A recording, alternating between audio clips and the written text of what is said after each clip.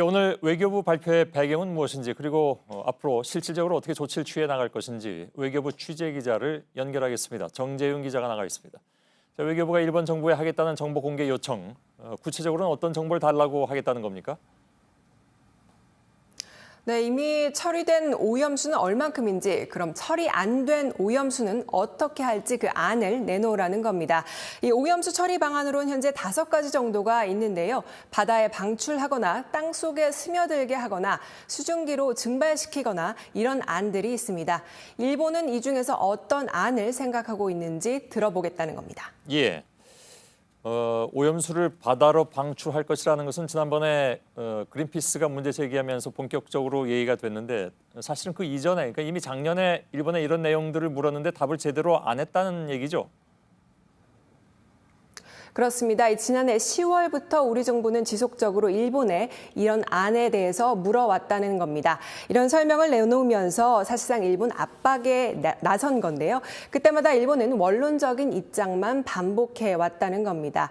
때마침 이런 상황에서 그린피스 등 환경단체나 외신 등이 이런 문제를 본격적으로 제기하면서 분위기가 무르익은 만큼 우리 정부도 공식 문제 제기에 나선 걸로 보입니다. 예.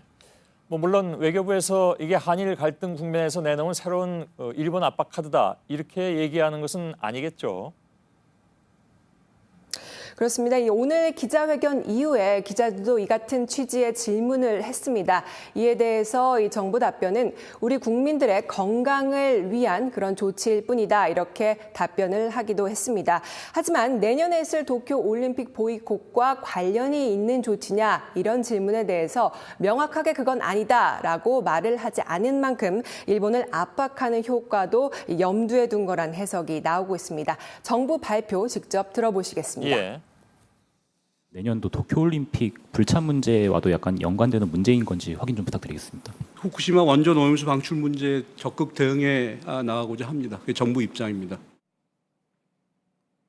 예. 자, 보이콧을 의미하는 것은 아니다라고 딱 잘라 얘기하지 않은 것 때문에 그래서 혹시 이것이 나중에 도쿄올림픽 보이콧 문제가 크게 사회 문제가 됐을 경우에 정부가 그 부분에 대해서 명확한 입장을 취하지 않았다는 것 때문에 정부도 혹시 동조할 수도 있다 이런 인식을 받을 수도 있는데 특히 일본 쪽에서 보면 그렇게 느끼기도 하겠죠. 그럼에도 불구하고 여기에 대해서 명확하게 선을 안 긋다 이렇게 오늘 해석을 하면 될까요? 네, 그런 걸로 보입니다. 왜냐하면 오늘 명확하게 답변을 하기는 좀 곤란한 자리였지만 사실상 압박 카드다 이런 게 이 외교부 당국자나 다른 정부 관계자들의 분석입니다. 예, 알겠습니다. 자, 외교부는 이 문제를 국제기구하고 다른 국가들하고도 협력하겠다고 했는데 구체적으로 거론되는 국가들이 있습니까?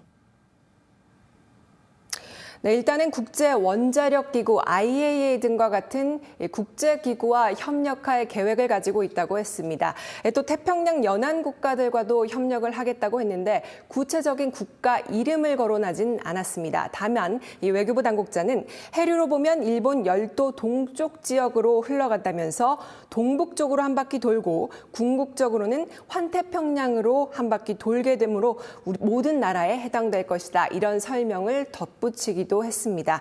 범위를 넓게 잡고 있다는 뜻인데 실효성이 있을지는 좀 더 두고 봐야 할 것 같습니다. 예, 알겠습니다. 정재윤 기자였습니다.